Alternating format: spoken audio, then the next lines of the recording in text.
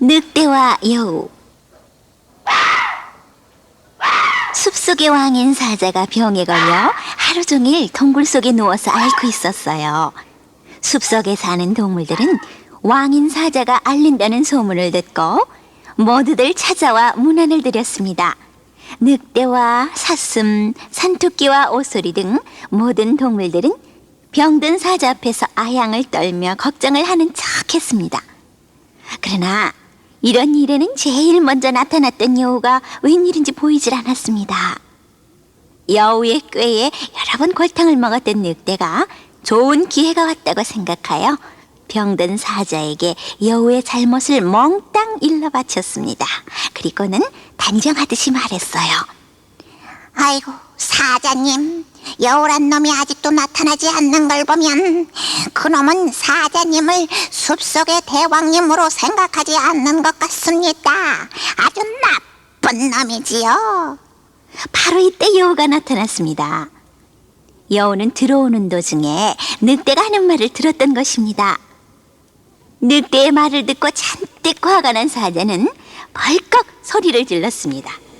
이놈 여우야, 너는 정말 괘씸한 놈이다.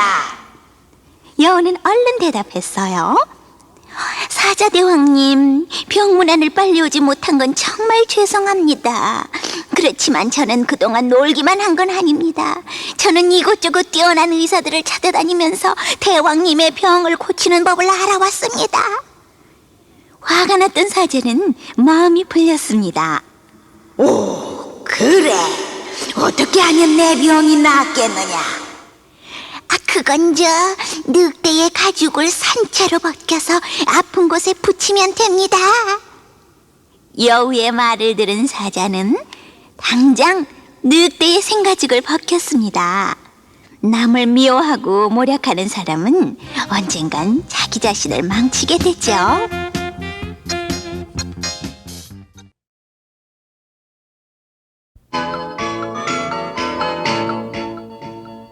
헨델과 그레텔.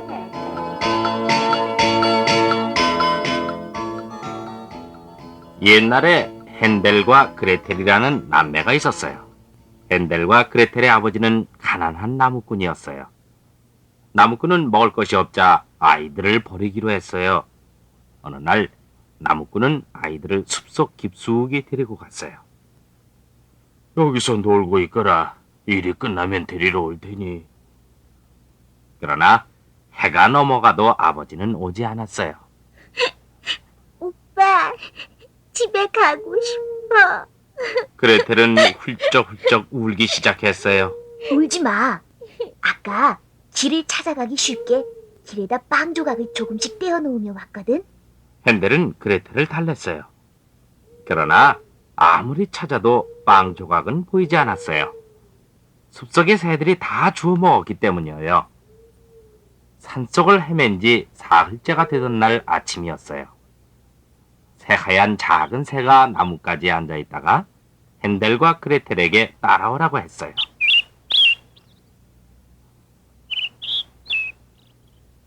조금 가다 보니 예쁜 집이 나타났어요. 그 집은 빵과 사탕과 과자로 만들어져 있었어요. 지붕에는 초콜릿 크림이 듬뿍 발라져 있었어요. 헨델과 그레텔은 매우 기뻐하며 여기저기를 뜯어먹었어요. 아, 맛있다. 헨델과 그레텔은 서로 바라보며 싱긋 웃었어요. 그때 문이 열리더니 지팡이를 짚은 할멈이 나타났어요. 얘들아, 어서 오너라. 할멈을 따라 들어간 아이들은 깜짝 놀랐어요. 식탁 위에는 맛있는 음식이 가득 쌓여 있었어요. 얼마나 배가 고프냐? 어서 배불리 먹어라. 헨델과 그레텔은 음식을 맛있게 먹고 기분 좋게 잠들었어요. 잘 되어가는구나. 할멈은 마귀였어요. 그레텔, 그만 일어나 물을 길어와라. 내 오빠를 삶아 먹어야겠어. 깜짝 놀라 깬 그레텔은 울면서 물을 길어왔어요. 먼저 아궁이에 불을 보고 오너라. 그때 그레텔에게 좋은 생각이 떠올랐어요. 아궁이 불을 어떻게 보는지 모르겠어요. 바보 같으니라고. 내가 하는 것을 잘 보아라. 마귀 할멈은 활활 타는 아궁이를 들여다보았어요. 그레텔은 마귀 할멈을 아궁이 속으로 밀었어요. 마귀 할멈은 이렇게 소리치며 다 죽고 말았어요. 과자로 만든 집에는 많은 금은 보화가 있었어요. 헨델과 그레텔은 큰 자루에 보물을 담아 집으로 돌아왔어요. 헨델과 그레텔을 버린 아버지는 날마다 울면서 지냈어요. 두 아이들을 버리자마자 어머니가 슬퍼서 돌아가셨기 때문이에요. 이 아버지를 용서해다오. 그 후 세 식구는 아주 행복하게 잘 살았답니다.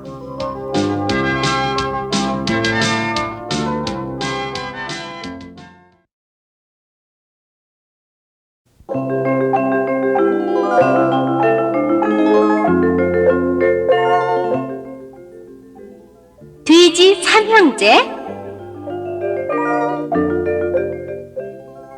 얼굴이 똑같이 생긴 돼지 삼형제가 살았습니다. 너무나 똑같아 누가 형이고 누가 동생인지 아무도 구별하지 못했죠. 그래서 돼지들은 색깔이 다른 모자를 쓰고 다녔어요. 모두들 첫째 돼지를 빨간 모자, 둘째 돼지를 노란 모자, 셋째 돼지를 초록 모자라고 불렀답니다. 돼지 삼형제는 각각 자기 집을 짓기로 했습니다. 마을 뒷산에는 돼지를 잡아먹는 무서운 늑대가 있었어요. 빨간 모자는 지푸라기를 엮고 집을 지었습니다. 그러자 동생 돼지들이 보고 놀렸습니다. 그까짓 꽃은 늑대가 후 불면 금방 날아가 버릴걸? 형은 걱정 없다고 대꾸했어요.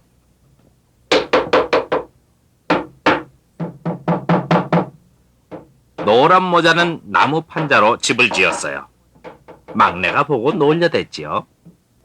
한자도 소용없어. 늑대가 끙 하고 밀면 무너지고 말걸. 그렇지 않아. 지푸라기 집보다 훨씬 튼튼하다고.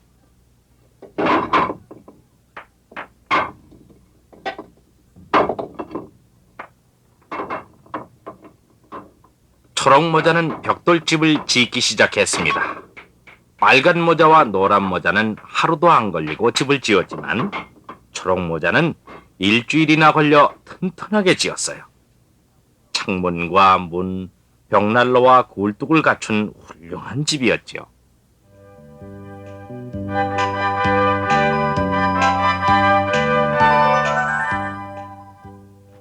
며칠이 지났습니다. 늑대가 마을로 내려왔어요. 배가 고플 때마다 돼지 삼형제를 하나씩 잡아먹으려고 했답니다. 늑대는 먼저 빨간 모자가 지은 지푸라기 집으로 찾아갔어요. 이봐, 빨간 모자. 날씨도 좋은데 놀러 안 가니? 날 잡아먹으려고? 내 시꺼먼 뱃속이 다 들여다 보이는데 내가 왜 나가니? 빨간 모자는 자기 집을 믿고 배를 두드리며 자신있게 말했습니다. 그 말을 듣고 화가 치민 늑대는 콧김 한 번으로 빨간 모자의 집을 날려버렸어요. 으아! 돼지 살려! 큰일 났다, 큰일! 빨간 모자는 공처럼 대굴대굴 굴러 노란 모자 집으로 뛰어들었습니다. 나 좀 숨겨줘! 늑대가 쫓아와! 그러자 노란 모자는 여유 있게 걱정 말라고 했어요. 늑대는 금방 노란 모자가 지은 판잣집 앞까지 쫓아왔어요. 이 녀석들아! 좋은 말 할 때 나와! 말 안 들으면 뼈도 안 남게 해줄 테다! 우린 그렇게 머리가 모자라지 않아.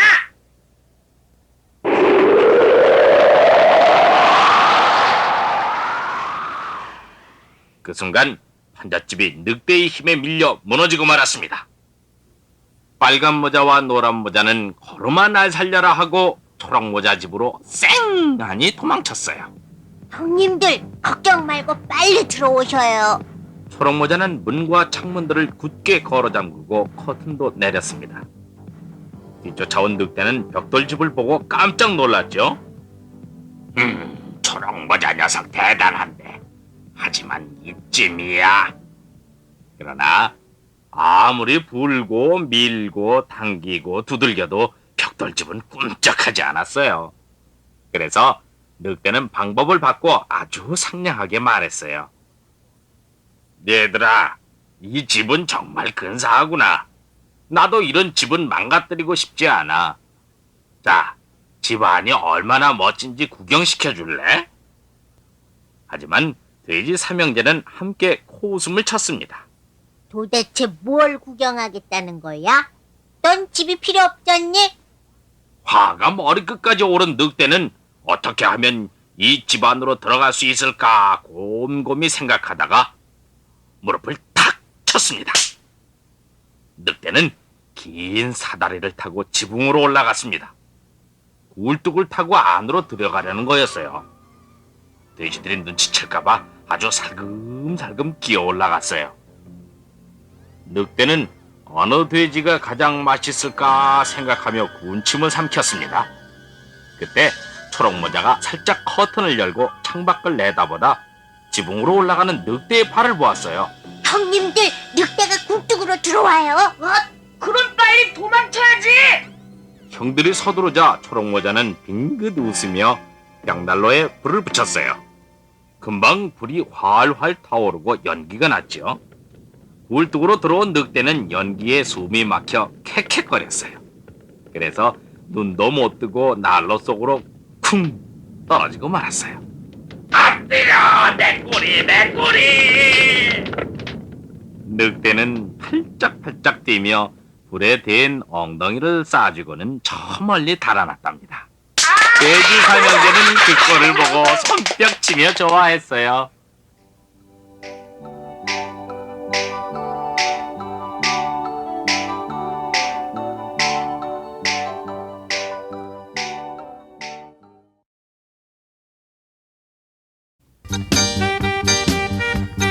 처녀와 우유.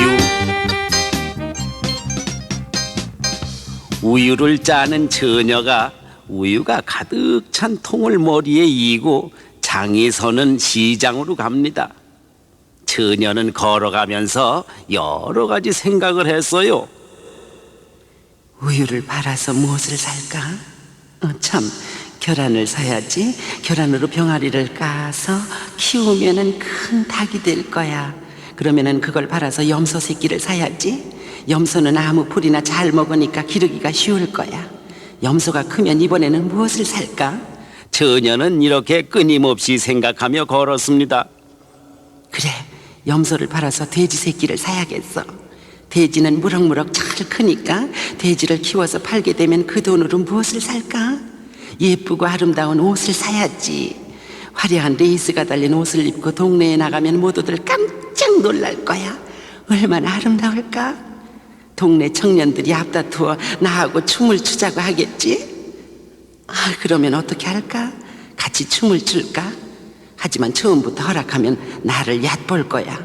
그러니까 처음에는 싫다고 해야지. 그래, 어림도 없어. 누가 처음부터 춤을 출 줄 알고? 싫단 말이야.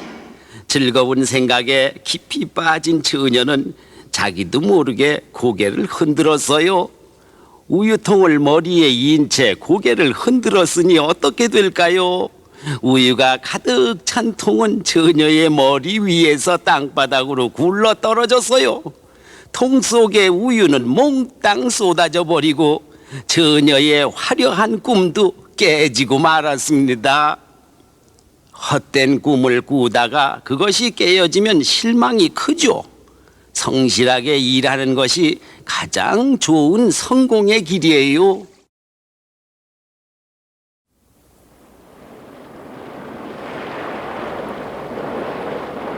백자 항아리와 구리 항아리.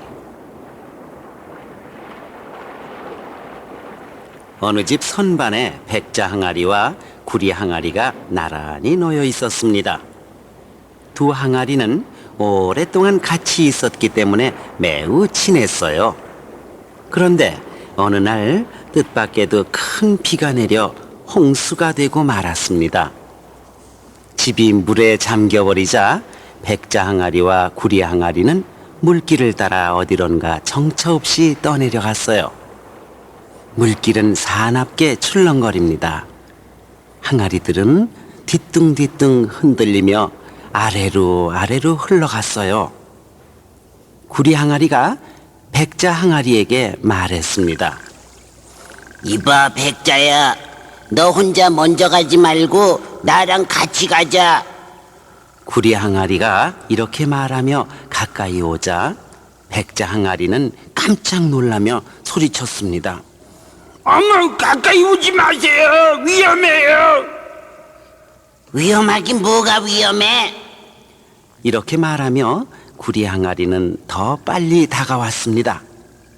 백자 항아리는 기를 쓰고 구리 항아리와 떨어지려고 했어요. 제발 좀 떨어져 주세요. 내가 아무리 주의해도 당신이 가까이 와서 내게 부딪히면 나는 깨어지고 만답니다. 그렇지만 마음대로 헤엄을 칠 수가 없었어요. 물길은 더욱 거칠어지고 그 바람에 백자와 구리 항아리는 가까워졌다 멀어졌다 하면서 계속 떠내려갔어요. 얼마쯤 가다 보니 홍수에 뿌리가 뽑혀 쓰러진 나무가 물길을 가로막고 있었어요. 앞서가던 백자 항아리가 나무에 가로막혀 주춤하는 사이에 구리 항아리가 빠르게 다가오더니 백자 항아리와 부딪혔어요. 백자 항아리는 비명을 질렀습니다만 이미 때는 늦었어요. 백자 항아리는 깨져서 물속에 가라앉고 말았습니다. 성격이 거칠은 사람과 함께 일을 하거나 길을 가게 되면 자칫 손해를 보기 쉽습니다.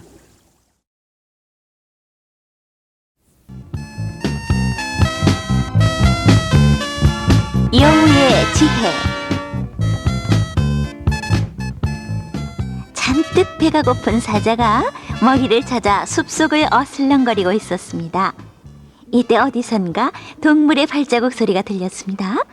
사자는 가만히 엎드려서 그 짐승이 다가오기를 기다렸습니다. 이봐, 나 좀 볼까? 사자가 양을 불렀습니다. 깜짝 놀란 양은 걸음을 멈추고 사자를 쳐다봤습니다. 아이고, 왜 그러셔요, 사자님? 사자는 입을 크게 벌리고 말했습니다. 내 입에서 무슨 냄새가 나는지 맡아보렴. 양은 아무 의심 없이 사자 입에 코를 대고 냄새를 맡았습니다. 아이고, 사자님, 아주 나쁜 냄새가 납니다. 뭐라고, 이 버릇없는 녀석 같으니. 사자는 냉큼 양을 잡아먹어버리고 말았습니다. 사자는 입맛을 다시며 다시 걸었습니다. 양 한 마리로는 배를 완전히 채우지 못했어요. 이번에는 늑대가 사자의 눈에 띄었습니다. 이봐, 늑대야. 사자님, 안녕하세요. 무슨 일로 저를 부르셨나요? 사자는 또 입을 벌렸습니다. 그래, 내 입에서 무슨 냄새가 나는지 맡아보게. 사자 입에서는 고약한 냄새가 풍겼습니다. 그러나 늑대는 시치미를 떼고 거짓말을 했습니다. 사자님, 아무 냄새도 나지 않는 거려. 뭐라고, 이 간사스러운 녀석. 사자는 늑대도 잡아먹고 말았습니다. 그 다음 사자의 눈에 띄인 것은 한 마리의 여우였습니다. 이봐, 여우야, 내 입에서 무슨 냄새가 나지? 그러나 여우는 꾀가 많았습니다. 기침을 몇 번 하고는 쉰 목소리로 말했습니다. 사자님, 저는 지금 지독한 감기에 걸려 냄새를 맡을 수가 없습니다. 오, 그래? 사자는 여우를 잡아먹을 이유가 없어서 그냥 놓아주었습니다. 지혜로운 생각은 위험으로부터 생명을 구해줍니다.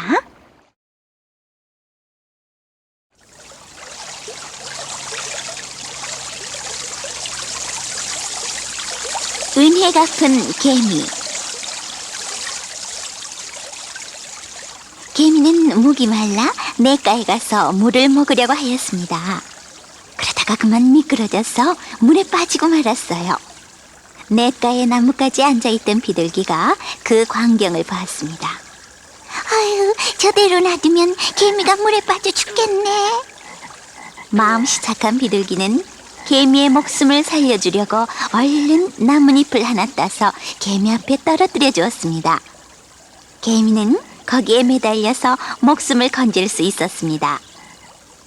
어느 날 개미가 먹을 것을 구하기 위하여 돌아다니던 중에 사냥꾼 한 사람이 그 비둘기에게 총을 쏘려고 하였습니다. 내 목숨을 건져준 비둘기에게 은혜를 갚을 때는 바로 지금이다. 이렇게 생각한 개미는 재빨리 사냥꾼의 발등으로 기어올라가 발등을 꽉 물었습니다. 어이구, 따가워! 사냥꾼이 펄쩍 뛰는 바람에 총알은 빗나가 버리고 비둘기는 얼른 날아가 목숨을 건질 수 있었습니다. 아무리 작은 벌레라도 착하게 돌보면 은혜를 갚을 수 있다는 말입니다.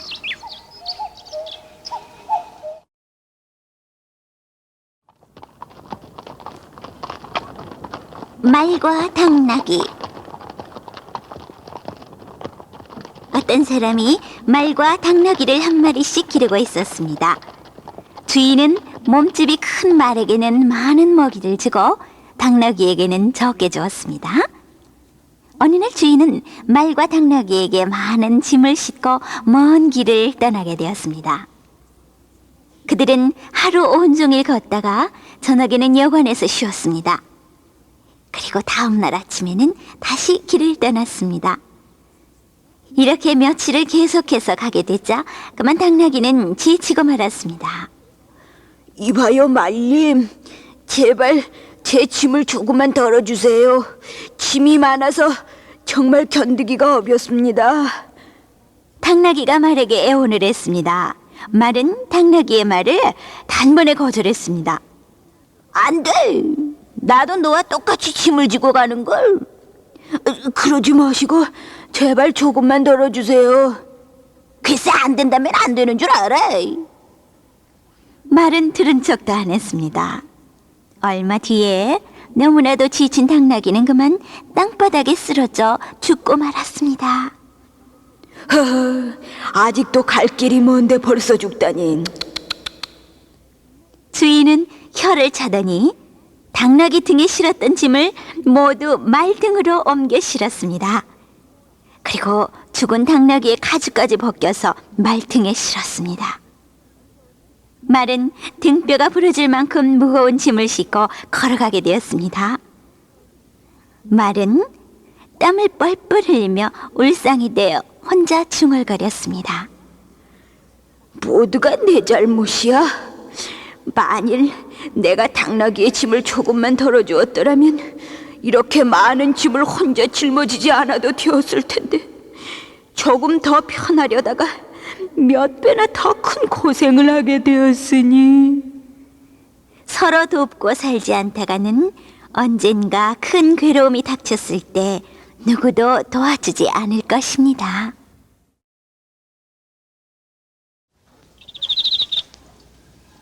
나귀와 귀뚜라미. 가을이 되어 사방에서 귀뚜라미 소리가 아름답게 들려왔습니다. 마구간에 있는 당나귀에게도 귀뚜라미 소리가 들렸습니다. 얼마나 아름답고 듣기 좋은 소리인가. 당나귀는 귀뚜라미 소리가 너무도 아름다워 잠을 자는 것까지 잊을 정도였습니다. 나귀는 귀뚜라미 소리를 들을 때마다 자기도 아름다운 귀뚜라미 소리를 담는 것이 소원이었습니다. 나도 귀뚜라미처럼 아름다운 목소리를 가지게 된다면 얼마나 좋을까? 참다 못한 당나귀는 어느 날 귀뚜라미를 찾아갔습니다. 귀뚜라미야, 난 네 목소리가 이 세상에서 제일 좋단다. 넌 도대체 무엇을 먹길래 그렇게 아름다운 목소리를 낼 수 있니? 제발 내게도 좀 가르쳐 주렴. 귀뚜라미가 말했습니다. 나그님, 우리들은 다른 것은 아무것도 먹지 않고 풀잎에 맺혀 있는 이슬만 먹는답니다. 그래. 고맙구나, 귀뚜라미야. 다음 날부터 나귀는 다른 것은 먹지 않고 오직 풀잎의 이슬만 먹었습니다. 그리고 자기도 하루빨리 귀뚜라미처럼 아름다운 목소리를 갖게 되기를 원했습니다. 그러나 며칠이 지나도 귀뚜라미의 소리는 나오지 않고 몸만 자꾸 약해져 갔습니다. 그래도 당나귀는 배고픔을 참고 풀잎의 이슬만 먹었습니다. 그러다가 마침내 굶어 죽고 말았습니다. 자기 자신의 능력을 모르고 남의 흉내만 내다 보면 당나귀 같은 꼴을 당하게 됩니다.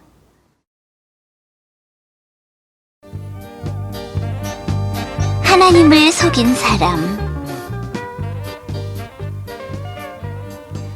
어떤 마을에 가난하고 병든 사람이 있었습니다. 병이 점점 심해지는데도 너무 가난하기 때문에 약도 쓸 수가 없었습니다. 그래서 하나님에게 빌었습니다. 하나님, 제발 제 병이 낫게 해주세요. 제 병이 낫기만 한다면 황소 100피를 제물로 바치겠습니다. 하나님은 그 말을 곧이곧대로 믿지는 않았지만 그 사람의 마음을 시험해 보려고 병을 고쳐주었습니다. 건강하게 된 그 사람은 하나님에게 약속한 제물을 바쳐야 할 텐데 바칠 소가 없었습니다. 그래서 양초로 만든 소 100마리를 제단에 바치고 불을 지르며 말했습니다. 하나님, 제가 약속한 제물입니다. 받아주십시오. 하나님은 이런 속임수를 쓰는 그 사람이 괘씸하게 짝이 없었습니다. 그래서 그 사람을 걸려주기로 하시고 그 사람의 꿈에 나타나 말씀하셨습니다. 여봐라, 내가 약속을 잘 지켰으니 나도 너에게 상을 내리겠다. 바닷가 큰 바위 밑을 파보면 그곳에 은화가 잔뜩 묻혀 있을 것이다. 그것을 캐서 가지도록 하여라. 가난한 사람은 몹시 기뻐했습니다. 하나님은 참 어리석기도 하구나. 내가 속인 것도 모르고 상을 주신단 말이야. 어쨌든 주시는 상이니 받아야지. 하고 그 사람은 바닷가로 달려갔습니다. 그리고 하나님이 가르쳐 주신 바위 밑을 파보았습니다. 얼마 동안 파내려가다 보니까 정말로 은화가 쏟아져 나왔습니다. 나는 이제 부자다. 이 동네에서 제일 가는 부자란 말이야. 가난한 사람이 은화를 자루에 담으려고 할 때였습니다. 이놈! 우리가 감춰둔 보물을 훔쳐가는 네놈은 누구냐? 하는 소리와 함께 무섭게 생긴 사람이 달려왔습니다. 그 사람들은 바다에서 도적질을 하는 해적들이었습니다. 나 같은 놈은 그냥 둘 수 없다. 혼이 나야 돼. 해적들은 그 사람을 배에 싣고 먼 나라로 가서 종으로 팔아버렸습니다. 그 가난한 사람은 남의 종이 되어 평생 동안 고생을 하게 되었습니다. 어떤 일이라도 속임수를 쓴다는 것은 하나님에게 죄를 짓는 일입니다.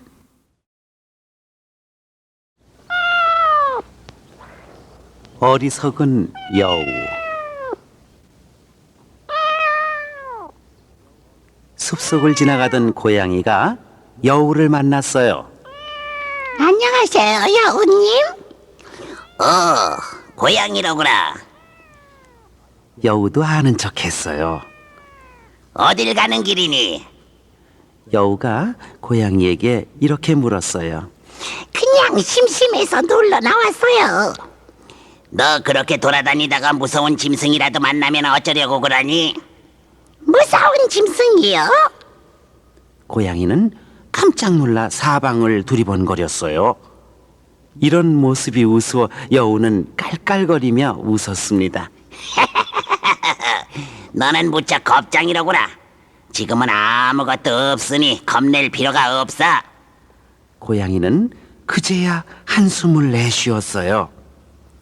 아유, 아유, 난 깜짝 놀라. 아직도 가슴이 두근거려요. 여우가 뽐내며 고양이에게 물었습니다. 고양이야, 너는 무서운 짐승을 만났을 때 도망가는 법을 알고 있니? 나는 한 가지 방법밖에 몰라요. 여우는 불쌍하다는 투로 말했어요. 정말 가엾구나. 도망가는 재주가 한 가지밖에 없다니. 그래서야 무서운 짐승을 만나면 잡아먹히기 꼭 알맞지. 어머, 아이 그럼 여우님은 몇 가지 재주를 가지고 있는가요? 그걸 말이라고 하니 난 방법이 너무 많아서 셀 수가 없을 정도지. 그렇게 많아요? 여우는 우쭐대며 말했어요.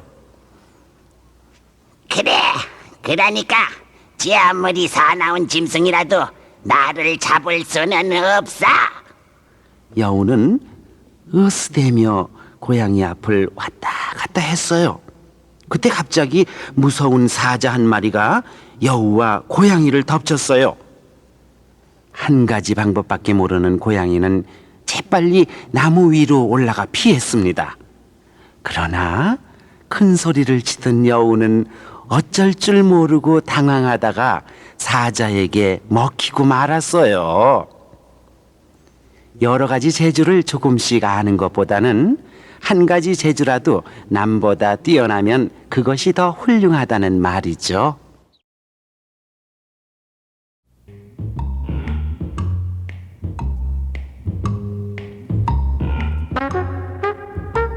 미움받은 박쥐.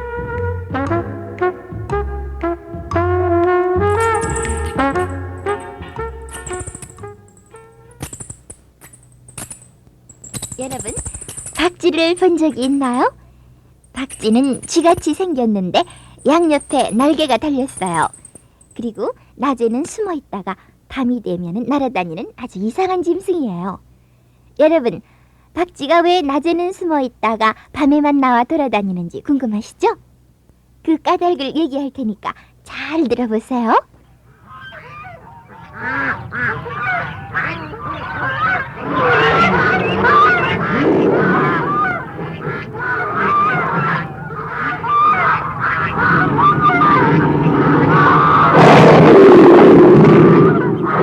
옛날에 하늘에 사는 새들과 땅에 사는 짐승들과 싸움이 벌어졌어요. 새 편의 대장은 독수리, 짐승 편의 대장은 호랑이였죠. 새들아! 모두 사과를 들어라! 저 땅 위를 걸어다니는 미련한 짐승들에게 던지는 거다. 자, 사과 발사!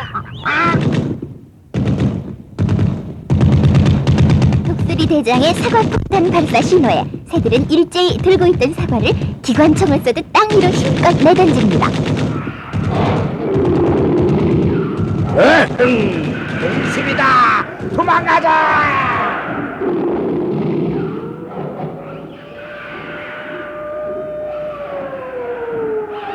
말하자면 새들은 공군이고 짐승들은 육군이라고 할 수가 있죠. 한 차례 새들의 공격이 있고 나면은 이번에는 짐승들이 공격을 합니다. 이 호랑이 대장의 말을 잘 들어. 아까는 새들의 사과 포탄에 혼들났지만 이번엔 우리가 공격할 차례다. 모두들 저 바위 뒤에 숨어 있다가 새들이 모이나 벌레를 먹으려고 땅에 내려앉으면 내 공격 신호에 따라 일제히 총 공격하라. 자, 준비, 공격! 막혀라! 적이 온다!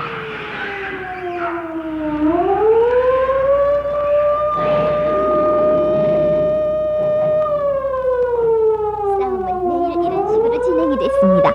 그런데 박쥐란 놈은 새 편도 아니고 걸어다니는 짐승의 편도 아니었어요. 모두들 열심히 싸우는 것을 캄캄한 굴 속에서 구경만 했어요. 어느 편이 이길지 알 수가 없어. 이왕이면 이기는 편에 붙어야 할 텐데. 박쥐는 아주 약은 짐승이었어요. 편안하게 있다가 이기는 편에 살짝 들어가려고 하고 있으니까요. 허기야 박쥐는 생김새가 짐승 같기도 하고 날아다니는 새 같기도 해서 어느 편에 가도 다 받아줄 거예요. 하루는 새들이 싸움에 이길 것만 같아서 박쥐는 새들 편으로 가서는 독수리 대장, 난 너희들 새 편이 될 테니 끼워주게. 박쥐야, 넌 쥐같이 생겼으니까 저쪽에 가봐라. 아니야. 난 너희들처럼 이렇게 날개가 있잖니. 그러니 난 엄연한 새야. 너희들 편이라고. 하긴 그렇구나.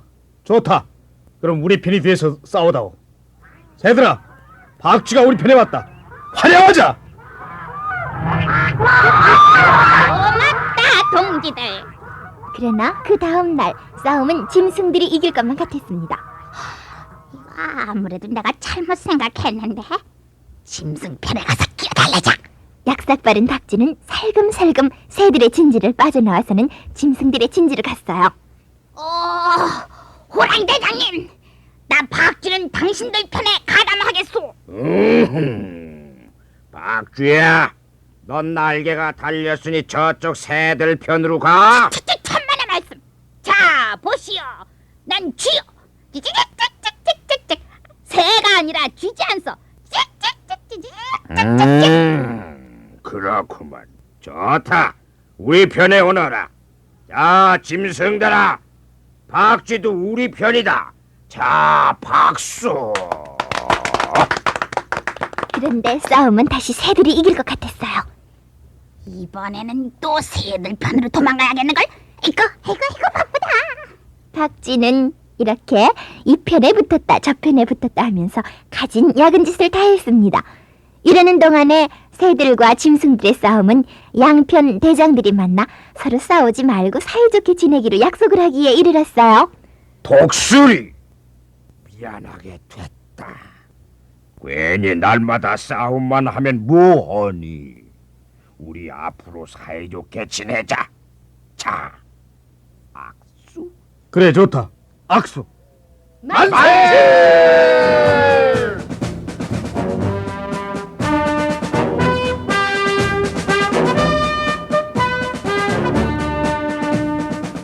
휴전협정이 맺어지고 새들과 짐승들은 서로 어깨동무들을 하고는 신나게 거리를 누비고 다닙니다.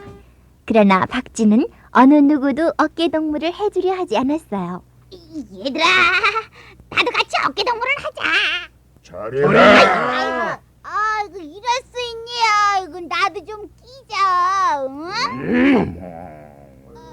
넌 박쥐. 너 같은 얌체하고는 안 놀아. 꽉 물어버리기 전에 가. 어서. 이런 일이 있은 다음부터 박쥐는 낮에는 창피해서 못 나오고 남들이 보이지 않는 캄캄한 밤에만 나와 슬슬 돌아다니게 된 것입니다. 이제 알았어요?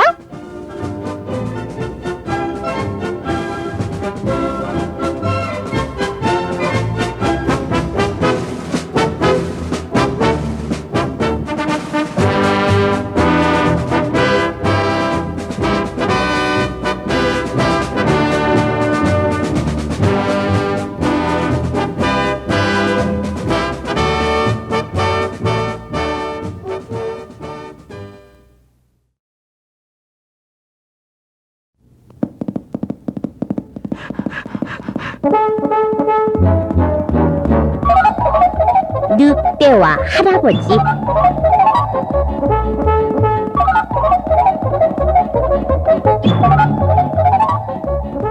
옛날에 마음씨 좋은 할아버지가 계셨습니다. 어찌나 마음씨가 좋은지 모기나 벼룩이 있어와도 연엄하고 잡아 죽이지를 않고 불쌍한 것들. 얼마나 배가 고프면 이 늙은이 피를 다 빨아먹느냐. 오냐 어서 더 빨아먹어라. 어이구 가엾져라. 이렇게 마음씨가 좋았어요. 그뿐입니까? 이 할아버지는 동물을 너무너무 사랑하셔서 길을 걸을 때에도 혹시 개미나 지렁이를 밟지 않으려고 커다란 돋보기로 땅바닥을 요리저리 살피면서 비켜다니곤 했대요. 하루는 이 할아버지가 나귀를 타고 산길을 지나가는데 저쪽에서 늑대 한 마리가 헐레벌떡 이리로 달려오고 있었어요. 할아버지! 응? 호호. 이 다리에 피가 나는구나. 장에 맞았어요. 더 뛸 수가 없으니까 저 좀 숨겨주세요. 예. 누가 널 쫓아오느냐? 네, 이 고을의 장사가 나를 나쁜 늑대라고 창으로 찔러 죽이려고 합니다. 오냐, 걱정 마라. 내 구해주지. 자자, 이 자루 속에 들어가서 숨어라. 네, 할아버지 고맙습니다. 늑대가 자루 속에 쏙 들어가자마자 창을 든 장사가 헐레벌떡 쫓아왔습니다. 영감님, 이곳으로 늑대 한 마리가 도망쳐오는 것을 못 보셨나요? 글쎄요, 나는 그 눈이 어두워서 그런지 못 봤는데. 그러세요? 분명히 이쪽으로 도망을 쳤는데. 여기 늑대 핏자국이 이렇게 있는데. 글쎄, 난 못 봤어요. 할아버지, 숨기시면 안 됩니다.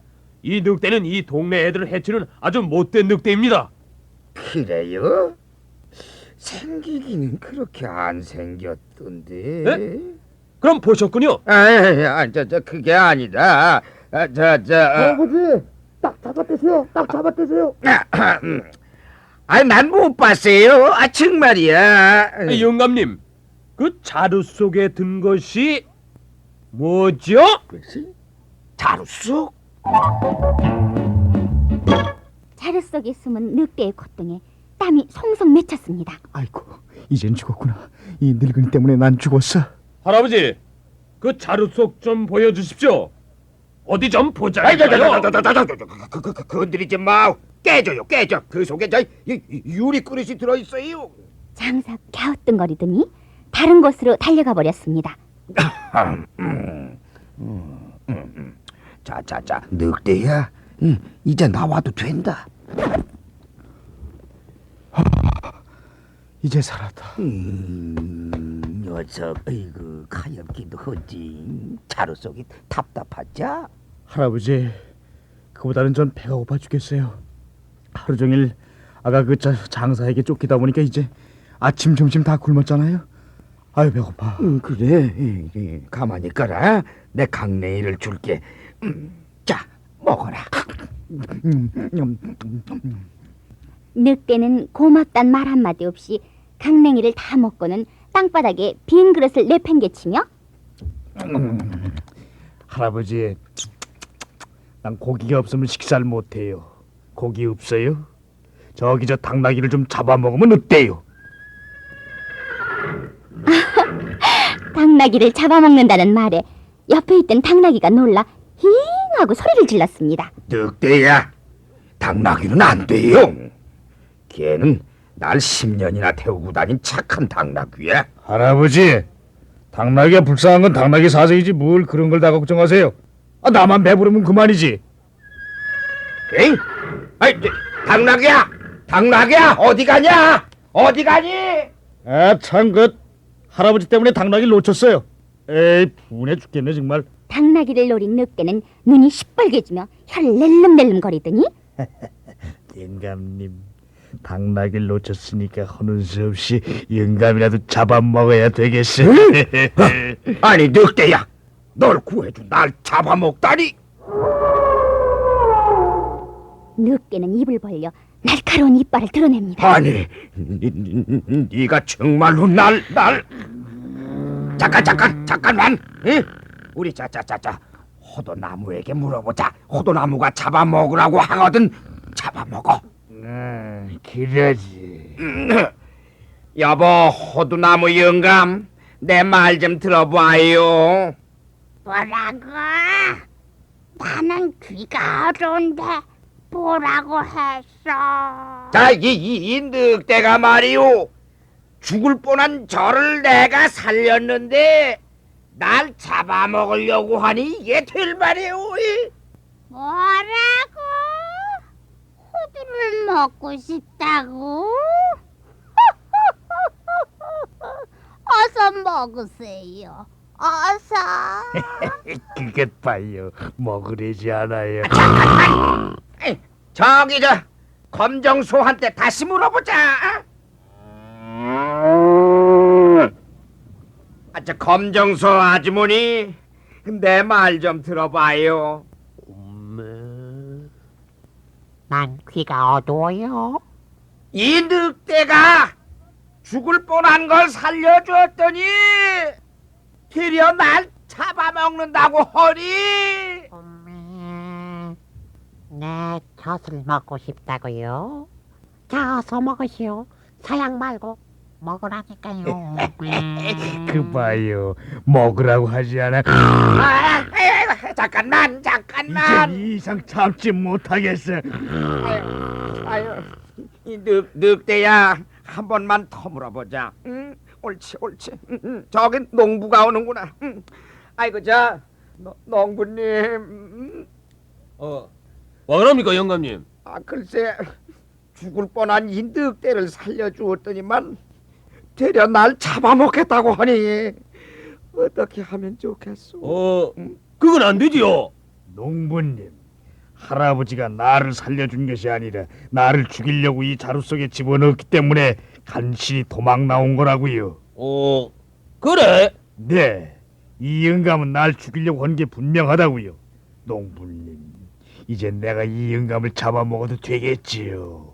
글쎄 말다. 우리 처음부터 한번 해보자고.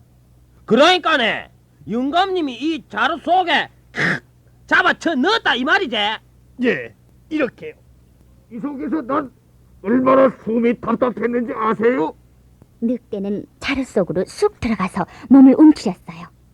이때 농부는 늑대가 나오지 못하게 자루를 묶어버렸어요. 놈아 짜서 그냥. 아이고 답답해. 이 자리에 아까 그 창가진 장사가 다시 나타났어요. 아유 할아버지, 그래도 착한 늑대인가요? 할아버지는 아무 말도 안 했어요. 장사는 자루 속에 든 늑대를 짊어지고 마을 시장으로 가버렸어요.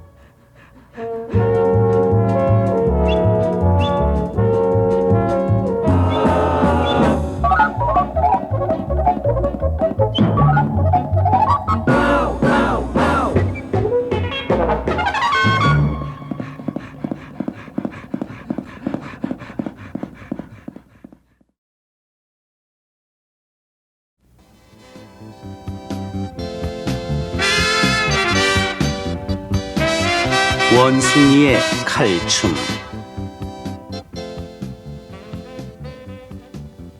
옛날 이집트란 나라에 한 임금님이 있었어요.